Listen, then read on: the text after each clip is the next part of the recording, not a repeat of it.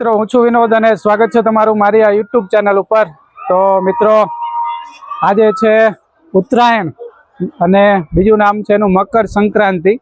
તો મિત્રો આ મકર સંક્રાંતિ એટલે કે સૂર્ય જે છે એ કર્ક રાશિમાંથી મકર રાશિની અંદર પ્રવેશ કરે છે એને મકર સંક્રાંતિ કહેવામાં આવે છે મિત્રો। અને અત્યારમાં સવારમાં આ સૂર્યનો તડકો લેવો એ આરોગ્ય માટે ખૂબ જ મહત્વનો હોય છે, એટલે આપણા વડવાઓએ ખાસ મિત્રો આ દિવસને પસંદ કરેલો છે જેથી કરીને આપણે પતંગ ચગાવીએ અત્યારમાં અને આ સૂર્યનો તડકો આપણી ઉપર આવે તો એ રીતનું આખું આયોજન કરેલું છે મિત્રો।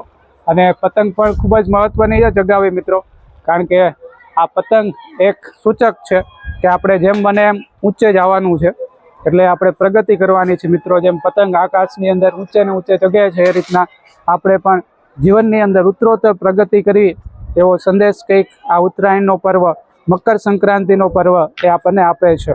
અને મિત્રો બીજું એક નામ છે આનું ખીર। તો મિત્રો આ દિવસે કદાચ ખીર પણ કરતા હશે, ખીરપુરી જેને આપણે કહીએ છીએ એવી ખીરપુરી પણ બનાવતા હશે જૂના જમાનામાં।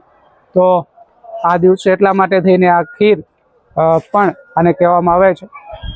તો મિત્રો ખાસ આ દિવસે એ પૂનદાનનું પણ મહત્વ છે, તો આ પૂનદાન પણ કરી શકો છો અને એ રીતના તમે એનો લાભ પણ લઈ શકો છો। ખાસ મિત્રો ગુપ્તદાનનું વધારે મહત્વ છે, કારણ કે જૂની એક કહેવત છે કે ડાબા હાથે આપણે દાન આપીએ તો જમણા હાથને ખબર ન પડવી જોઈએ, એટલે મિત્રો આ દિવસે ગુપ્તદાન પણ કરવામાં આવે છે, તો એનું પણ ખાસ મહત્વ રહેલું છે આજના દિવસે।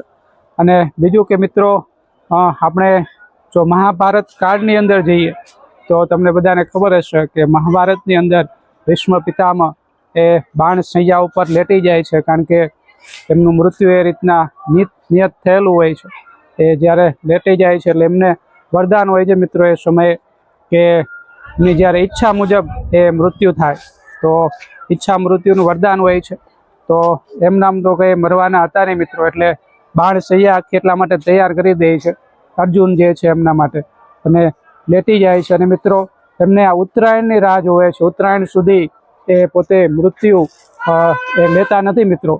એમને તો ઈચ્છા મૃત્યુ હોય છે, ગમે ત્યારે મરી શકે એમ એવું આપણે જાણવા મળે છે મિત્રો મહાભારતની અંદર। એટલે પરંતુ આ ઉત્તરાયણ પછી એ પોતાને મૃત્યુ એ પસંદ કરે છે મિત્રો, તો એ પણ એક મહત્વ આજના દિવસનું છે મિત્રો। બાકી તો આ સૂર્ય દેવતા સૂર્ય ભગવાન જે છે એનું ખાસ મહત્વ છે, કારણ કે એના કિરણો આપણી ઉપર પડે છે એટલે આપણું જીવન એ સજીવન થાય છે મિત્રો, એ ખાસ એનું મહત્વ વધારે છે। બાકી જો આ બાજુ પતંગ ઊંચે ચગી રહ્યા છે, કાપ્યો છે ને બધા નારાઓ લાગી રહ્યા છે। તો મિત્રો આજના દિવસે તમામ મેં ઉત્તરાયણ પર્વની મકર સંક્રાંતિ પર્વની ખૂબ ખૂબ શુભેચ્છાઓ।